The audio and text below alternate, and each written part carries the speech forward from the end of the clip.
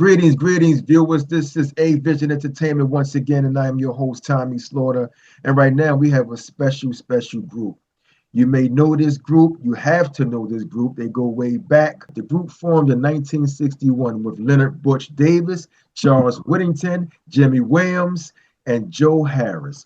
They were originally known as the United Image and released two singles, Love's Creeping Up on Me and Slacks Records in 1971. The African Bump on Brandon Iron Records in 1972. Greetings, ladies and gentlemen. We are here right now. We have the iconic group, Double Exposure. They're here. They're going to share their story. They're right here talking now. How you doing, fellas? How are you? We so excited. All right, man. Man, we're good, man.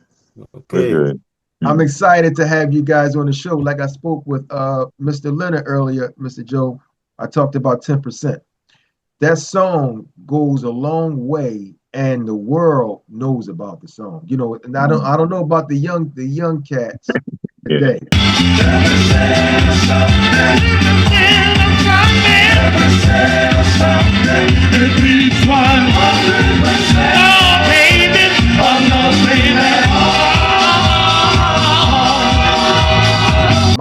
My uncles, my grandmother, all of them, they know about 10%.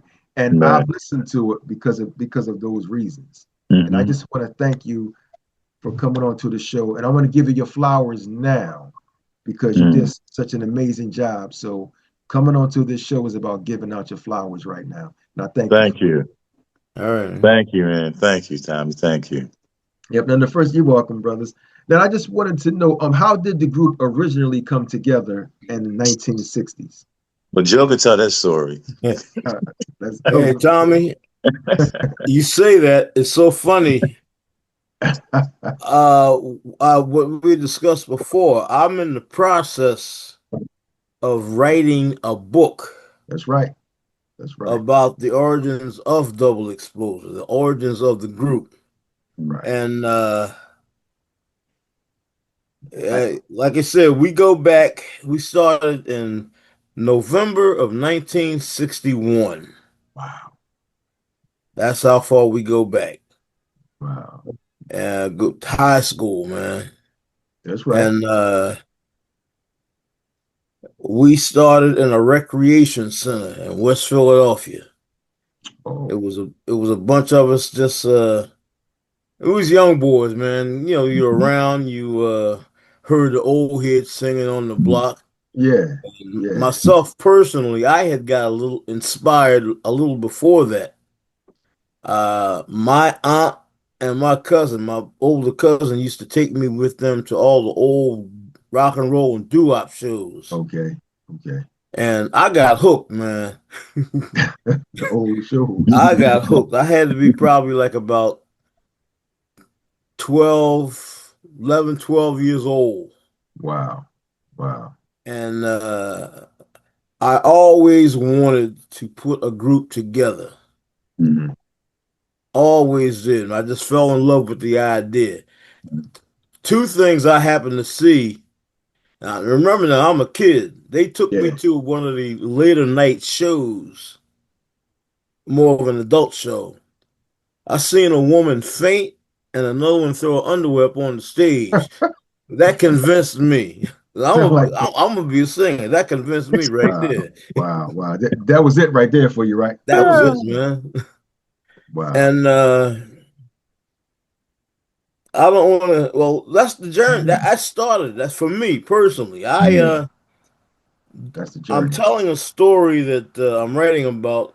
It's my story. It's going to contain a lot about Double Exposure because Double Exposure has been a tremendous part of my life for a lot of years.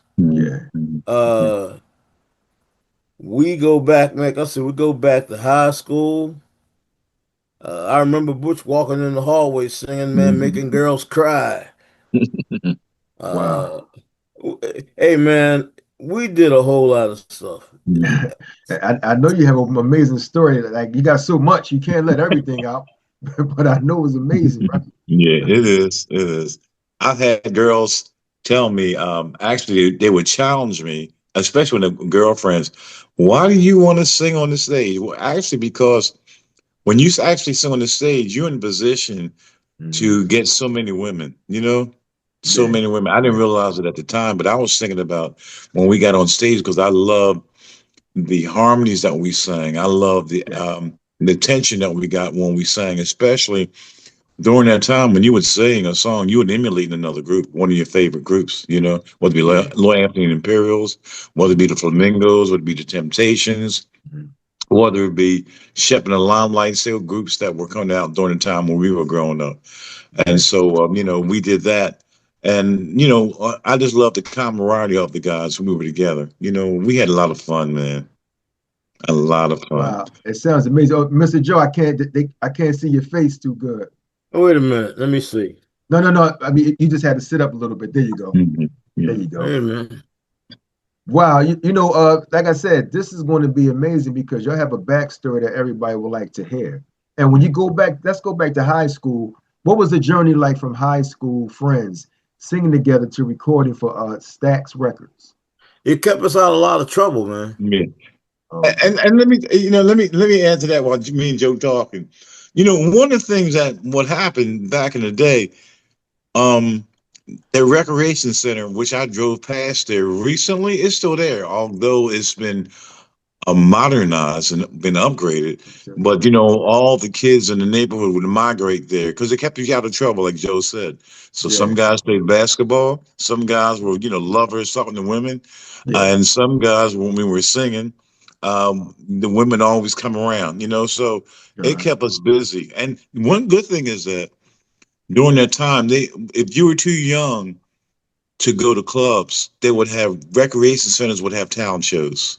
Oh, okay. Just like you remember seeing the Temptation story when they went over to that Catholic church, I think it was, and that's when Otis and them, they were called the Distance, and when Barry Gordy walked into that building with the Temptations with Smokey. Well, during that time, they had a lot of that. Wow. They had a lot of that throughout the city. And those were the places where you can go to get, to get a reputation, to get known, because people would hear you saying the other groups would come there to challenge the group or challenge, the event. And the real good groups, people would get a chance to see. So that's one of the reasons why we were able to get some recognition, because we would be at talent shows. We would sing. I remember this song we sang on "If You Love Me" and "My Hero" by the Blue Notes, original Blue Notes. Wow. And man, they were showstoppers, and we would sing those songs, and people would gravitate to us, and that was the start. And I remember the first gig that we did at the place called the Fashion Plate. Wasn't it Fashion Plate? Jimmy Cannon got us our first gig. Oh, the Fashion Plate. Okay, that was years ago. At Fashion Plate, it was a club right in Westville in our neighborhood. Okay. And I remember that was our first paying gig, man. Oh wow. Okay. What was the name of the high school that you all went to? Was it West Philly High back then?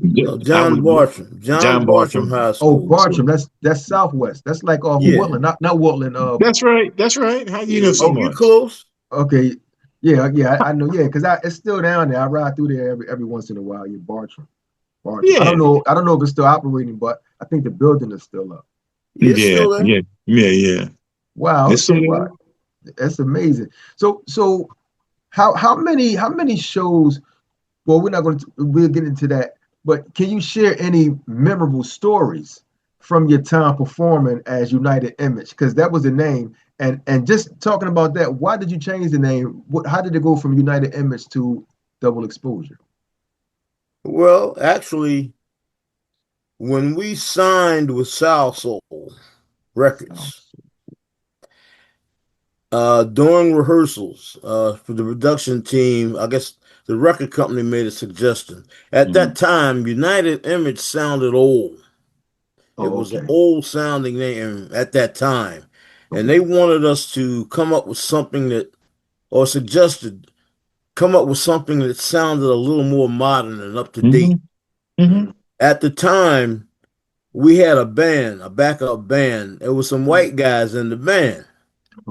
And somebody made a joke, man, look at these black and white dudes, look like a double exposure, man. Oh, wow. It was a joke. Everything Yeah, started yeah, as it a was a joke, but it joke. stuck. And, Yeah, and Tommy, you remember seeing the Temptation story, right? yeah. You remember And when they was when they had an outside? album cover. Yeah, you know. You remember when they went in and they said they wanted to be Elgers. What they said Elgins? The Elgin. Elgins. Elgin. Elgins. Yeah. And you remember Barry Gordy said, "Nah, you had to come up with another name," and they Another went name. outside. Yeah. Yeah. Well, someone like that, similar to with us, and then when somebody said either Jimmy mentioned double exposure, and the name changed. But Yeah. one of the things we were talking about, and I don't want to jump too far ahead Mhm.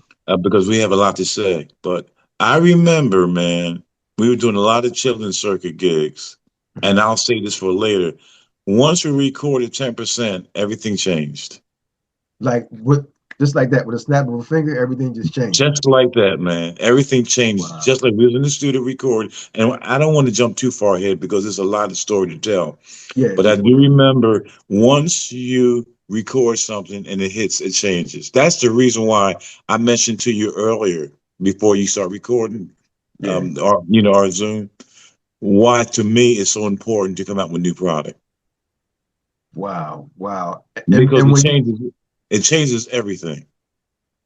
I know the times has changed, and I know what the days, the years you guys was out, it was a little different. It was way different than now.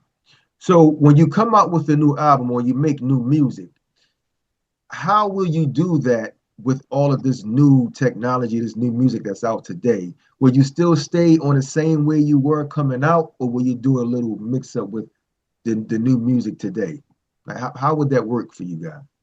Well, you'll do the new music today because that's what they'll be pushing, right? Yeah, yeah. But what happened, you was at some point start going back into your archives and songs that you recorded, and Okay. you would filter them out and during the show because Mhm. they were good songs.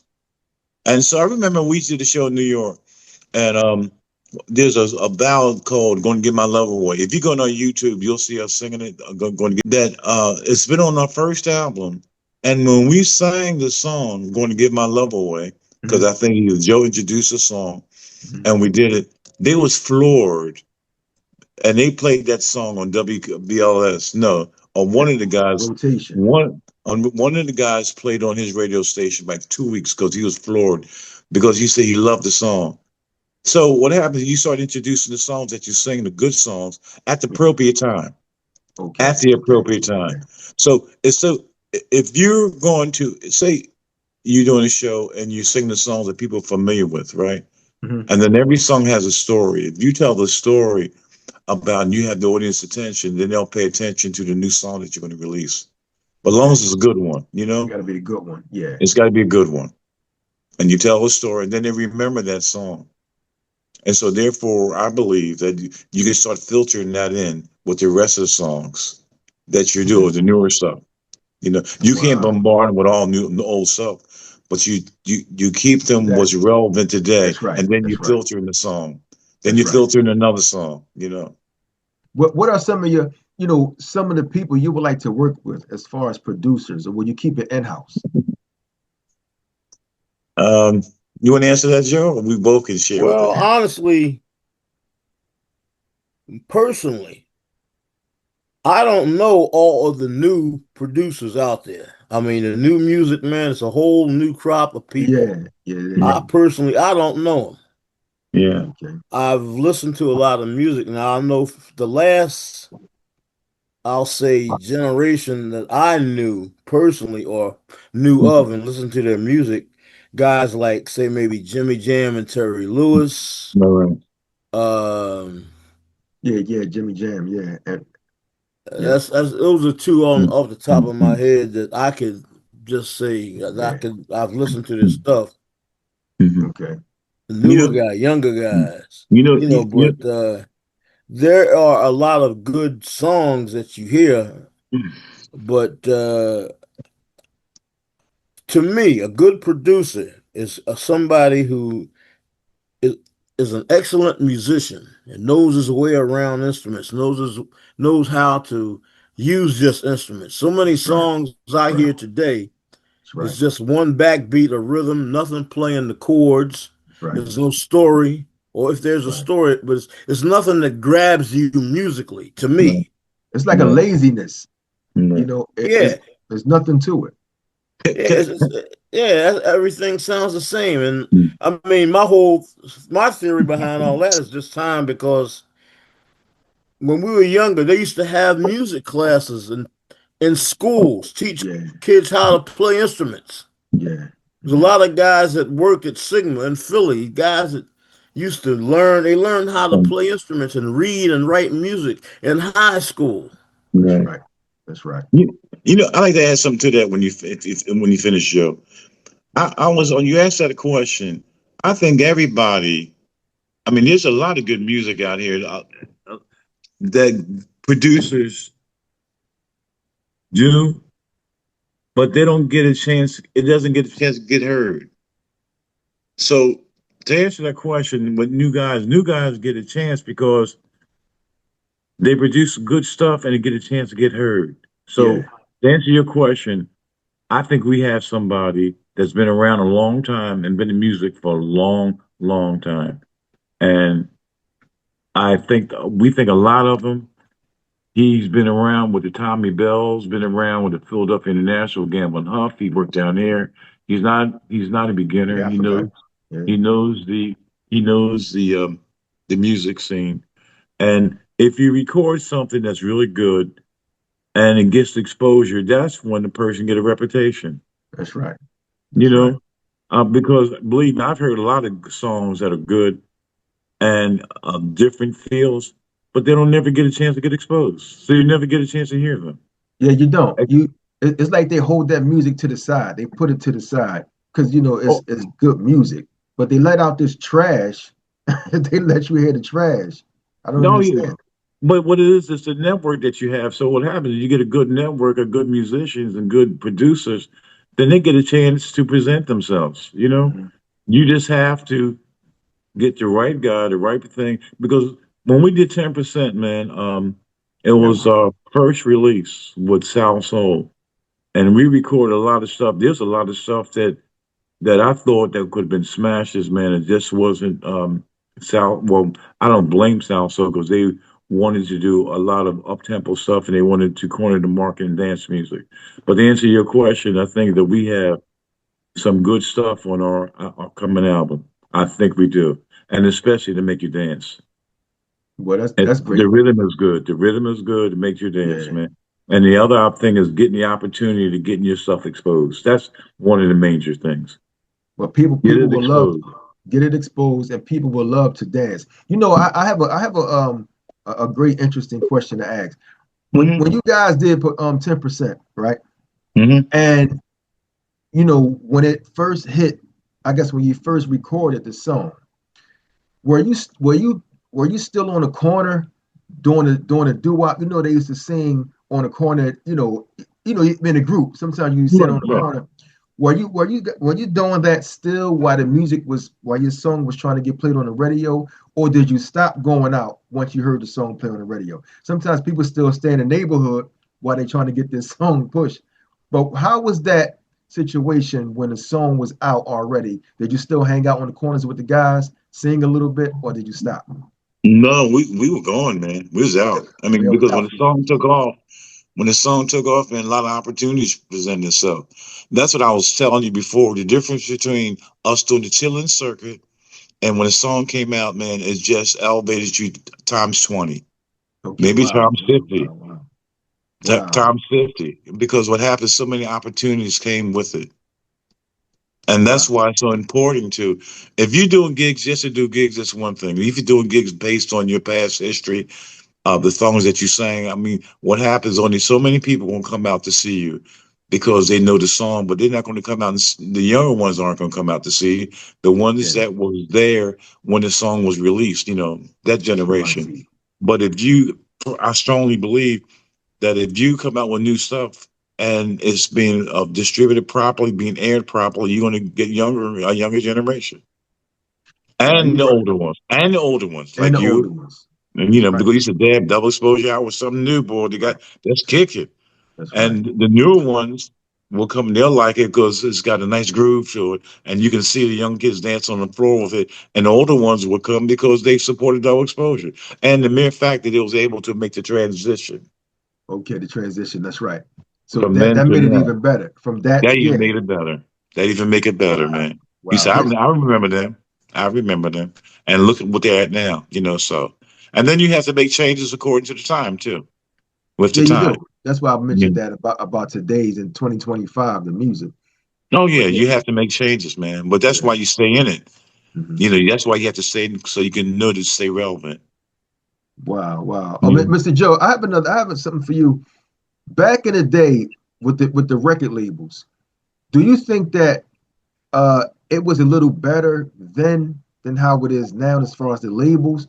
Because it seemed like now the labels kind of make you do what they want you to do. Did you have more freedom? Did y'all have more freedom back then with the labels? Mhm. To a degree, the relationship we had, I would say yes, only because uh the producer that we had knew us personally Okay. for a long time, a guy Mhm. named Norman Harris. Mhm. Other words, Norman knew us from years before when we were doing those local children's circuit talent shows. Hmm. He spoke up for us in a lot of situations where, as far when it came to choosing music. Yeah. Now, going back another step, we talked about 10%. When we first started rehearsing, when we had our audition for Sal-Soul Records, Okay. and songs were presented to us, originally 10% was a song that was intended for somebody else. Oh, so, how did you get your hands on that? No, what happened was they showed us the song. We sang it. After they heard us sing the song, they decided Double Exposure is going to do this song. Okay. They kept the record with you guys. All right. They said Okay. no, this is going to be Double Exposure song because whoever else to this day I don't know who, but Mhm. whoever else it was that they had that song for, our performance was Was better. better. Was Mhm. better. Wow. Mhm. So it Wow. was 10. The first group of songs consisted of 10%, My Wow. Love Is Free, Everyman. It was a ballad called Pick Me.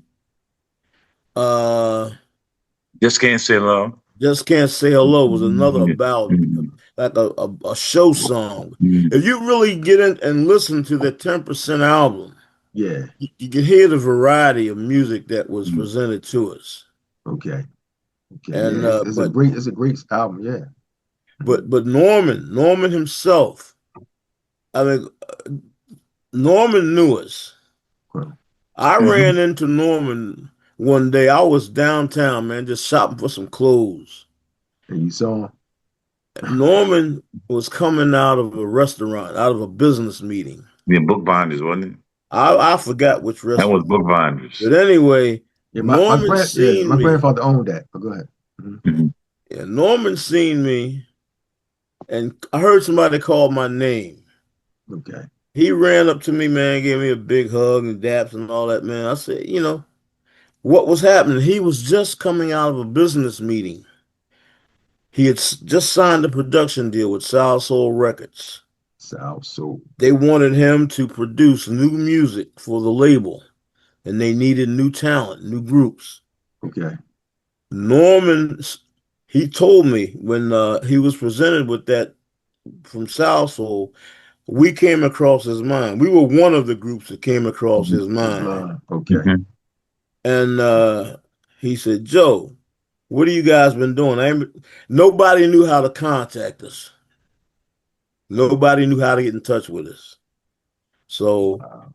right away, as soon as he presented that to me, I said, man, you BSing me. He said, no, I'm not. I'm serious, man. He said, look, get your guys together, be at my office tomorrow at such and such a time. Wow. So back then we didn't have cell phones.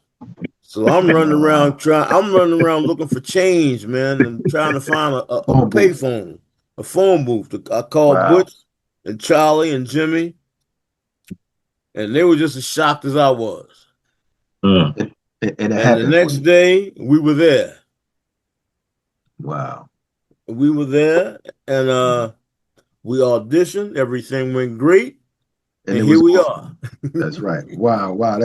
That's wonderful. And also you also mentioned Sigma Sound, right? What was it like working with Baker Harris young production team? Great, Great, man. great. They were the guys. That was the backbone. They were the rhythm section of the Philly sound. Mhm. Yeah. Wow. Going back before us, going back to Intruders and Delphonics and everybody else. Stylistics, Blue Magic, OJs. They were the rhythm Wow. section of the Yeah. Philly sound.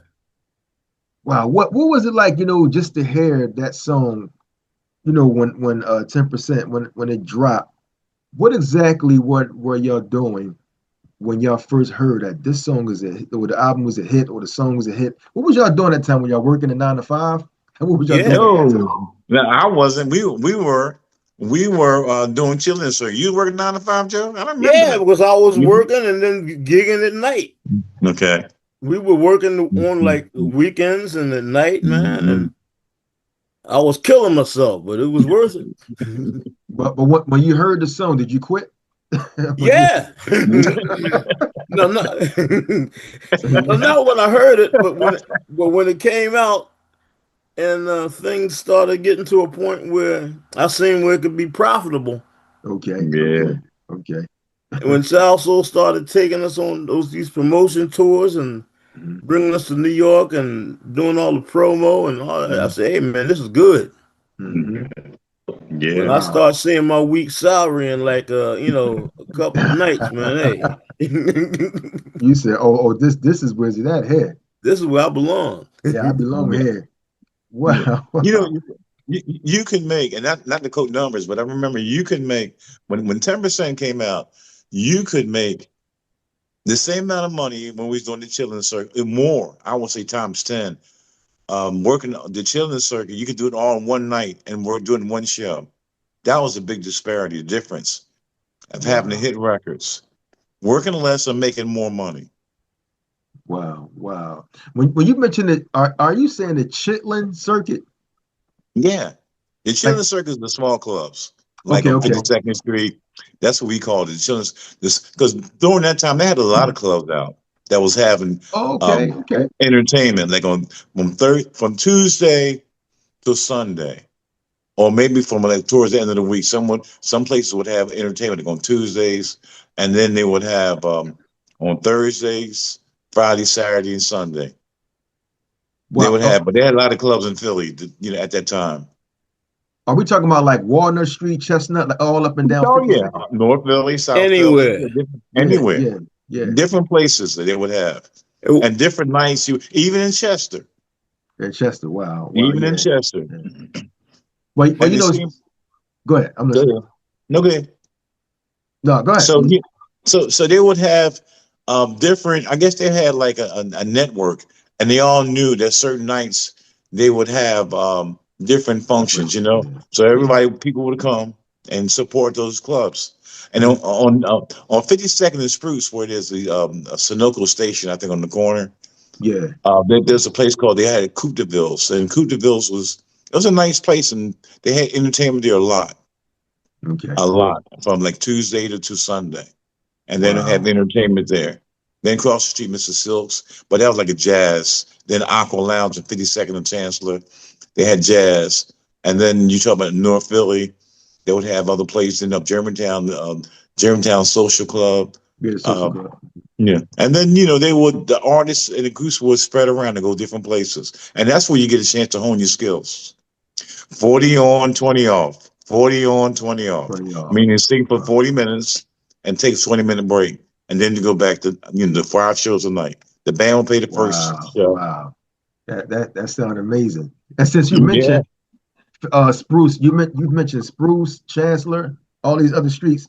Can you tell me, and I might just I'm going off a little bit. Can you tell me if you guys know about Big George's? When did that open up on 52nd and Walnut, I think? That's right across the street from Cooteville's. That Yeah, was right across the street from Cooteville. I remember when it opened up. Yo, remember the year that Big George's opened up? Okay, Yeah, okay. I do. And matter of fact, above Big George's, it was a record label. Stan Watson had a record label up there, and that's you ever heard of a group called the Delphonics? Yeah, the Delphonics Delphon- now. Delphonics, Mhm. Delphonics. Stan Watson managed them. Then the girl group First Choice, Okay, wow, wow. and they First, had a meet. They had an office upstairs above Big George's. wow, yeah, First Choice. Yeah, I remember First Choice. I just saw their video on YouTube. Well, but they had songs. They got a bunch of songs on there too. Yeah, that was our sister group. Our sister group, man. Wow, wow, wow. What keeps the band motivated to perform and record all these years? Love it. You love it. You love what you do. Mhm. Hmm. Wow. You And, just and love what you do, man. and the satisfaction you get from seeing the audience, the people that come out support you, Hmm. the satisfaction that you get, and knowing that they respond to you, and then you interact with your audience. It's a good feeling, man. It really is. Yeah, to continue on. You know that people looking at the group when they hear about double exposure, when they hear about uh uh the Ohio players and all these other big Mhm, name groups, mhm, mhm. was there ever a time that any of you had a moment where you just didn't want to do music no more? Like something probably happened in your life, and how did you overcome those dark times? Listen, and anything in life, there's times because it's challenging. Nothing is ever as easy as you think it is. Yeah. I was listening to something. This is a little different though, and I don't want to be off topic, but I'm an Oh, avid fight fan, okay. and I remember Terrence Crawford just fought Canelo Alvarez a couple weeks ago. Are you a fight fan? Yeah, I watch the fight all the time. Yes, I do. Okay, so you heard about when Terrence Crawford fought Canelo Alvarez 2 weeks ago? Yeah, I watched that But fight. but through Mhm. his whole journey, I mean, music is no different. Through his whole journey, there's sometimes you come through things that are challenging, That's right. and everything isn't fair. Sometimes you get beat up, but Yeah, if you believe in yourself and believe in your talent, you persevere. that's right. That's right. There's good people and there's bad people, man. That's And there's right. the bad people take advantage of the good people. And Mhm. sometimes, man, some people don't have enough faith or drive or confidence to continue. And some people quit and some people can continue, man. They quit. Some people And quit. those who continue, they have a better chance, a higher percentage of succeeding. No one ever says it's gonna be easy. No one says it's gonna be easy. That's Yeah, why everybody can't do it, man. that's right. That's right. And only and Mhm. only the ones that persevere and believe that they can do it, they get a chance to have success. If you quit, you can never win. That's right. That's right. And only the ones that maintain and have the strength to do it, they the ones that survive. Only the strong survive through this Only the situation. strong. That's what Jerry Butler said. Only the strong Yeah. survive. Yeah. And that's a Wow. fact. Wow. Oh, Mr. Joe, is it? Well, both of you can answer. Is it harder for you to come out, make new music today, and to get your songs played on the radio?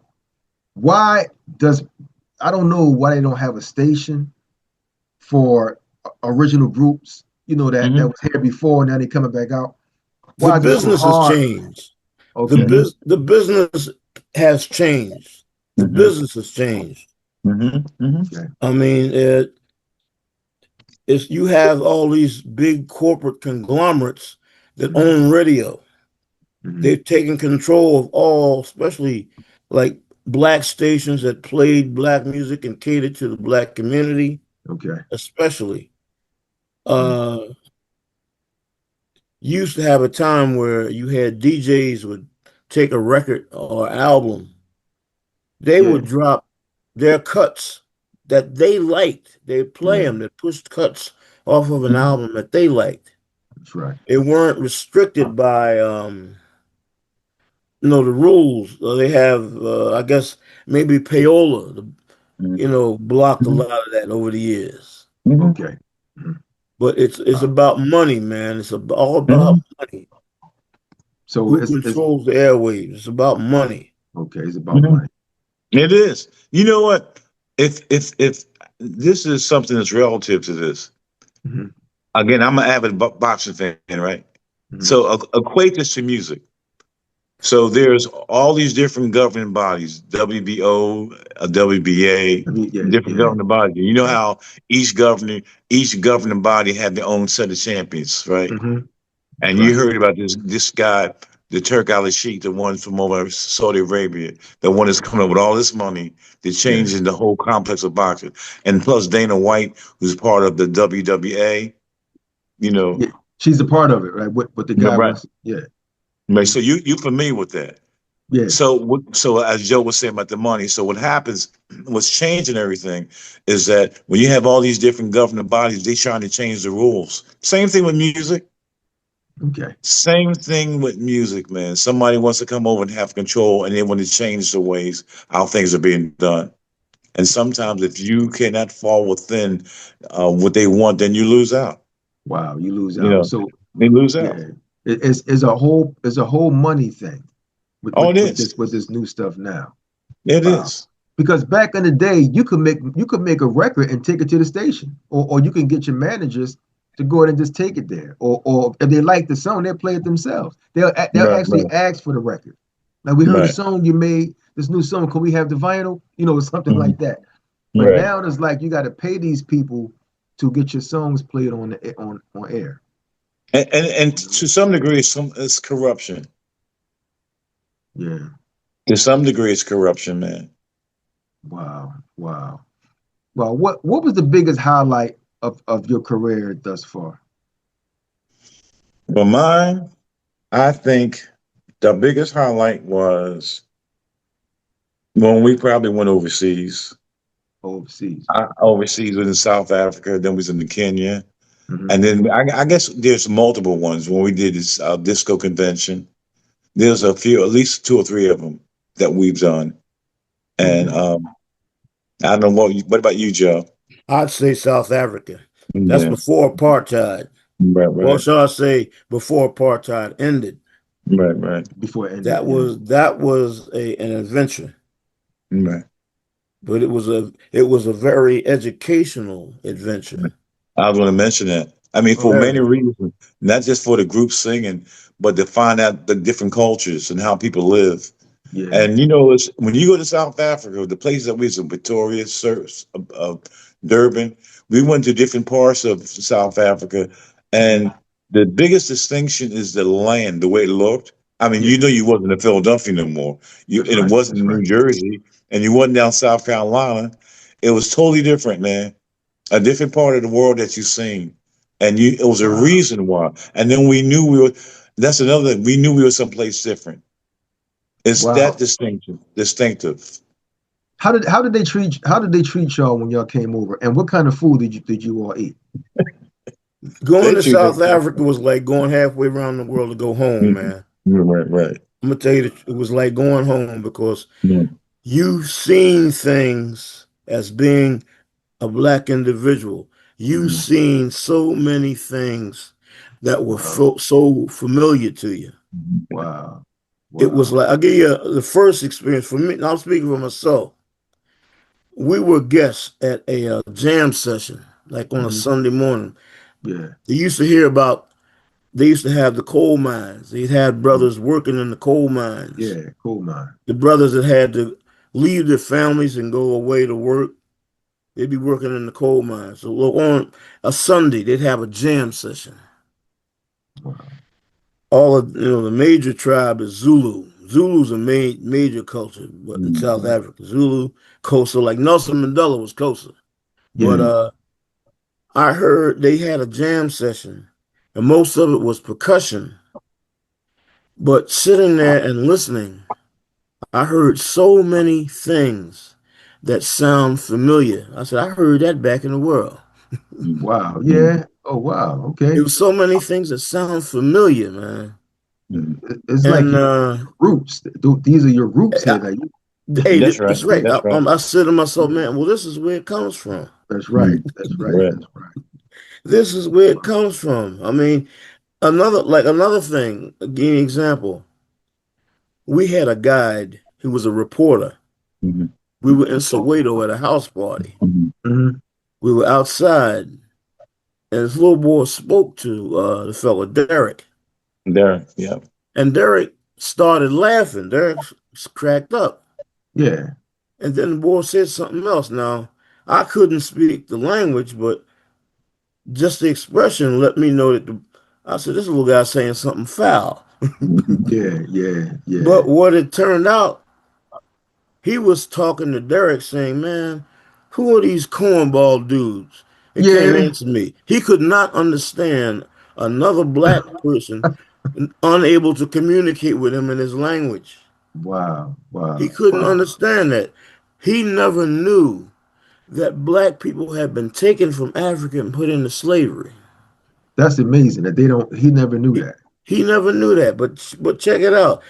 After Derek explained to him, he said, these are some of our lost brothers, and explained to him how and why we didn't speak the language. The boy was almost in tears. And then how could something so horrible happen to my brothers? Anything you need, I will help you. Whatever you need, let me know. I will do anything I can to make your stay a little better. Wow. It was deep, man. Wow. Mm-hmm. It was deep. As a matter of fact, I mean, not pushing my book. I cover that in the book, man. Yeah. Yeah. Yeah. The book In coming soon. in detail. Yeah, but but that adventure, that just that alone, man. He just couldn't understand somebody black not being able to speak his language. It blew his mind. That blows my mind because I would think that I thought they all knew what really happened to their that extended family, man, extended brothers. I thought they would One know. of one of the things about apartheid, we did a workshop. We held a workshop at a place called the DOCC. It's named after a brother that got killed. The Afrikaners, which was German and Dutch descendants, were trying to force their language to be taught in the school system. Wow. You had blacks that got killed demonstrating against that. Afrikaners were trying to force their language on the school system. Most of the blacks there speak their tribal language and English. Wow.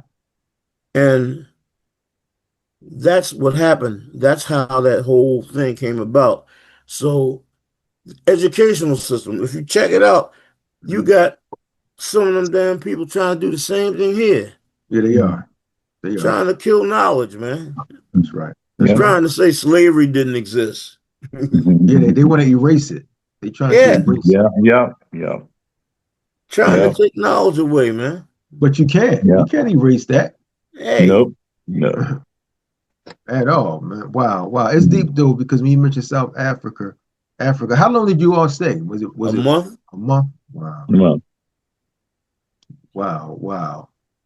That's wonderful, man. You know, to even know that you can travel like that, and these people, they knew your song, right? When you hit the stage. oh yeah, that's why you went there. That's what I'm saying. Like to know Yeah. that they actually sing along. It's amazing to know your song reached all the way over to another continent. Yeah. You know what I mean? Yeah. Wow. So that's the biggest highlight. It should be. For That's me, one of yeah. them. Yeah. That's one of them. Yeah. Okay. And then it went double gold too. And one of our songs went double gold at My Love Is Free. Okay. Yeah. Off the album. It wasn't 10%. Not that. It was My Love Is Free went there. Double gold there. Well, since you mentioned that, Mr. Leonard, what is the process for recreating the magic of classic double exposure hits like My Love Is Free and Live in a setting. And it live in a live setting. That's what it is. What is the What is the process of recreating the magic of classic double exposure hits like My Love Is Free in a live setting? Starting with what you feel is a good song. yeah. I think. I think so too. You know, when you create a song, first of all, you feel the rhythm of it. Mm-hmm. Because it's amazing. My Love Is Free has a different feel than 10%, you know? And for me, when I hear, I mean, I've heard millions of songs. And for me, when I hear the right bass line or the right rhythm, and to me, it makes you move. Yeah, right. Because you might say, nope, that ain't it. let's hear something else. Then you play it. That ain't it. Nope. And all of a sudden you play something. That's it. Hold it. Hold it. Hold it. That's it. That's it. That's right. We've been around it so long. To me, I think we know what moves one. What moves? Yeah. Because you're used to the sound. You've been around it for so long. Yeah, and it all depends what you're looking for too. So you're talking about dance music, and we're known for those 10%, which again today you can play 10%. And I remember we did a show in Atlantic City, and we was with Blue Magic, and other groups that was there. We was all in a place called Kelsey's across the street from the restaurant. Yeah. I've been to Kelsey's a few times. And I remember all the acts that was there because we were at an R&B Music Society, a function event, national R&B. And all of us was over at Kelsey's, and they played 10%. And again, here we go again. Everybody got up and dance. Everybody, and we just looked at each other. Hear that song? It still has the power. Everybody got up, man. It got power to it to this day. Like this is something that's going to be around for decades and decades and decades. Right. Yeah, wow, Mr. Joe, we can't leave this one out. Can you give us a little synopsis of the book that you're going to bring out soon, that you're writing? Wait a minute, give me a second. 1 second. Wait a minute. 1 second. He got to grab the book. Oh, he got it with him, man. He got it with him. That's right. That's right. So one while Joe's getting that done, Tommy, there's it because I believe because in the industry as long as we have, I think that every song has a different meaning, and you have to know what that is. And every song that you get, you have to ask yourself, what is your objective? What is the objective? So if we do dance music, and one of the main things is to get people on that dance floor again. Mm-hmm. When you release a new single, it has to have a message and it has to have a good beat. That's right. And so I think we got it. I think we have a few of them. One called Hands Up. Hands Up is one of them. Mr. DJ is another one. We have quite a few of them, man. Party People is another one. They're just the songs. And I think they're all different. And I just think that once it's played, I can visualize people getting on the dance floor because of the rhythm of it. It makes you want to dance. That's what you want. You want people to get up and dance because a lot of people they're not dancing anymore. Mm-hmm. Wow, we have Joe Harris, Mr. Joe Harris. The book is already out. Double Exposure, Lifetime Achievement. Can you tell us about the book and what was the inspiration behind writing it? Actually, believe it or not, I never had an idea or a plan to write a book. Oh wow. Never. Okay. This is out of my league totally, man. Okay. What happened, I was approached a couple of years ago by a writer. Yeah. Who wanted to do a story on us. Mm-hmm. He kept asking me, and I kept putting it off. We recently performed on a disco cruise, the ultimate disco cruise. Mm-hmm. Now, on that cruise, I met so many people. Now, I know we had hit records, but personally, I never, ever gave a thought I'm writing a book to how many lives we touched. Wow. And to what depth we touched them. I never gave that a thought. Wow. And people were asking me so many questions. I said, you know what? I'm going to tell the story. And you put it all in the book. I put it in the book. Dream that came a reality. Well, that's amazing. amazing. Can you see the whole book? Can you see it? Yeah. We can see. Lift it up a little more. There you go, right there. Okay, yeah, okay. There's your awards or your plaques right there. You have that you're holding. Wow, what I'm holding actually is one of the proof copies, because if you notice, there's a thing here, like not for sale. This is like a sample. The actual book will be available on that was my next Amazon probably in another week or so. Okay, so the book Double Exposure Lifetime Achievement will be out in about another week. So you can go purchase it on Amazon Kindle, Amazon website. You can check it out. In about another week, it should be out. That's right.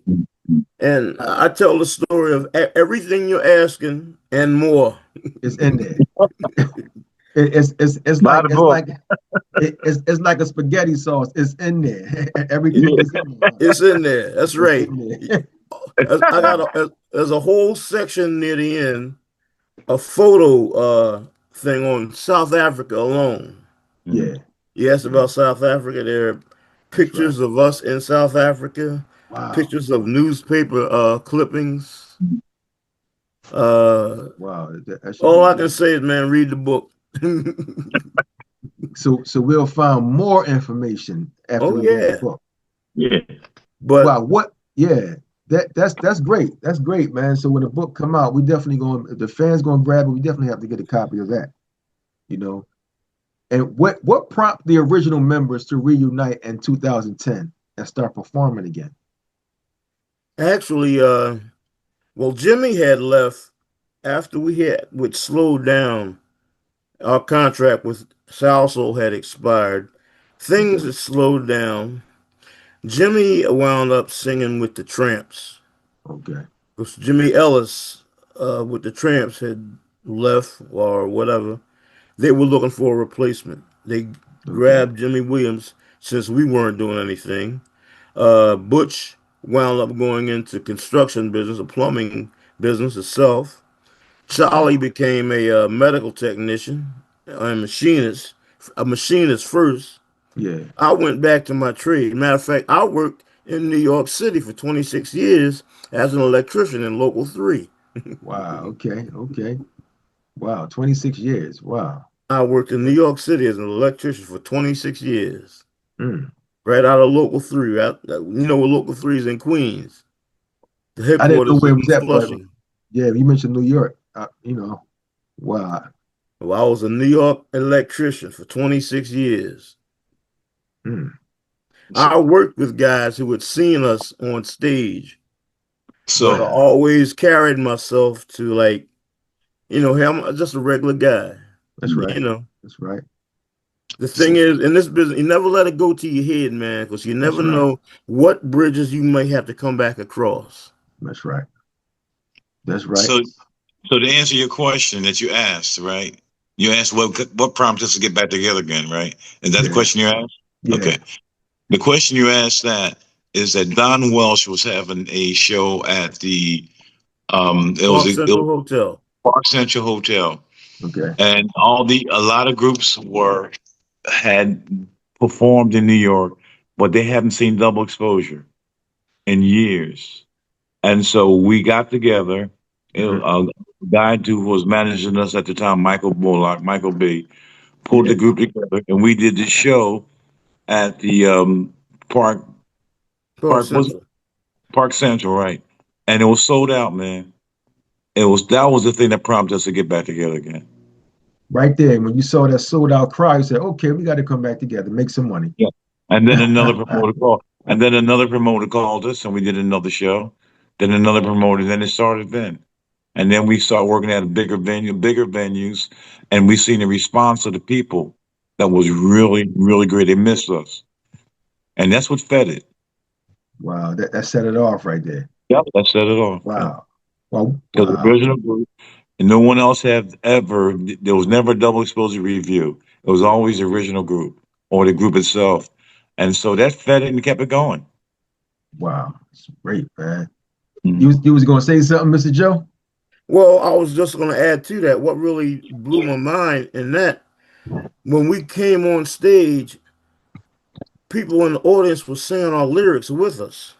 Yeah, Yeah, yeah, yeah. yeah. That's That blew my mind. That was something new, man. yeah. Mm. I know that feels good too. You're like, wow, It and does. we, it reached the crowd. These are people who love your music. They love Yeah. that, and they start singing. That's a whole different feeling, man. Yes, it is. That's the feeling that make you leave a concert and you can't sleep at night. Just thinking about how these people, how they were singing your song.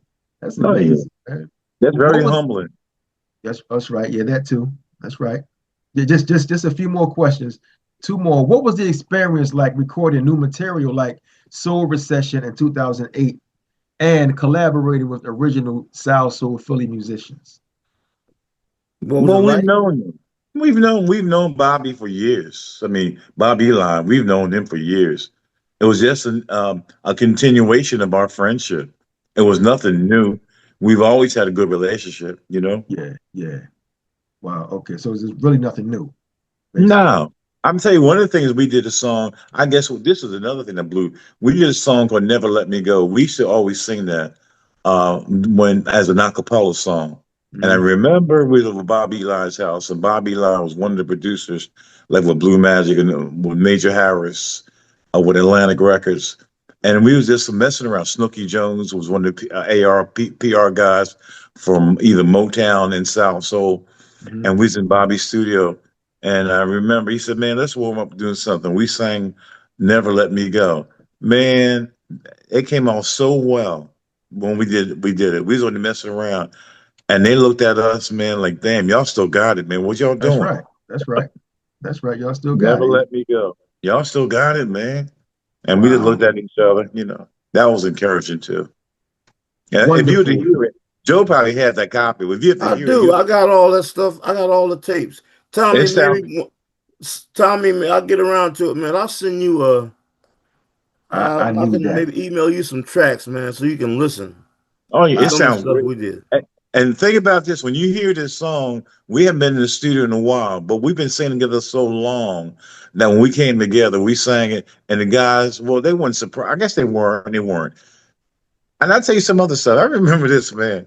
mhm. When Double Exposed in the studio and we were recording the first album, I remember a lot of what they generally do. A lot of guys from like Philadelphia International, Yeah. I'm not gonna name no names. A lot of them didn't do their own background harmony. They had other people doing the harmonies because there's a difference when you sing on the stage when you sing in the studio. Two different animals, man. Wow. So they had someone else doing their Yeah, and background. I'm not gonna tell you the groups who did it, but because I don't want to say that. All But right. when you're singing live on stage, say for instance, using a meter from 1 to 10, right? Keep Hmm. that in your mind, right? Being 10 is a perfect pitch, Hmm. right? Being 9 and 3/4 is not a perfect pitch, but it's close. It's close. Even and if you're 9, you quite. So when you go lower than 10, you're being flat. Can you imagine that? So you lower than 10, you're being flat. Yeah, even if you're 9 and 3/4, it's not the perfect pitch. It's flat. Yeah. But sometimes it sounds close enough if a perfect pitch instrument is not being played with it. You follow me? Yeah. If you go 10, if you go 10.2, 10.3, you're being sharp. Okay. The note is you're above the note. You're not right on the note, right? Mhm. So what happens, that's why I was saying there's a difference when you sing live and you sing in the studio. In the studio, all your instruments are pitch perfect. The strings are pitch perfect. The bass players, even any tune up their strings, is pitch perfect. And when one sings vocally, you might be close, but if you're not You, close, it because you're not shows close. up. That's So right. what happens? That's what happens when different guys in the studio they use the different background singers. You'll never know because they'll never tell you what groups they are, right? Wow. Wow. So what I remember was in the studio, and some people thought they just did it out of habit because they thought that we couldn't sing. Mhm. They didn't know that. And then I remember Charlie said, "That's not right, man." They said, "Y'all come and do it," because they all automatically assumed They because assume. that's how they were doing it with certain artists because they figured once the record is out, no one knows who's singing in the background. They had the lead singer on it. So we went back in there and we sang the song, and they said, "Damn, y'all got it. Wow. Y'all can do it. Y'all are the one of the few that can do it." And Wow. that was Wow. very satisfied. I mean, so that was very satisfying to us. Very satisfying to us. I know So we real sing quick. all of, huh? I said, yeah, I know because they Yeah. they probably doubted y'all. They didn't think y'all, that y'all can do it.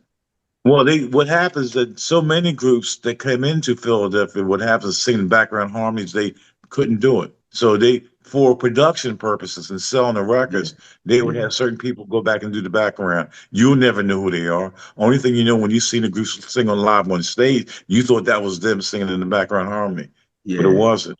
So It when we wasn't. went in there, we did ours, and you for sure we sing all of our stuff, Wow. all of ours. That right there is an amazing story, and there's more, viewers, in this book. Mr. Joe Harris have the book coming out, Double Exposure, Lifetime Achievement. You have to get that book. I want to thank Double Exposure, Mr. Leonard, Mr. Joe, for coming on to the show. What's next for Double Exposure? Get this album finished.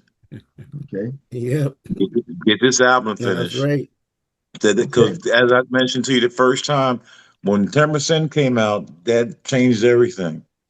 So with our new product coming out, I mean, I'm sure we'll still do some gigs, but the new song come out, that would change things for us. How many songs will be on the new album? 10. Okay. 10. 10. All 10 hits. 10 hits, All, right? well, all That's 10 right. of them. 10 hits. That's right. All 10 10 hits. hits. That's right. I thank you. I really do, man, for coming on to the show. Hopefully we can do this again. When a new album drop, when the book come out, we got to come back and do this again. Oh, absolutely. Absolutely.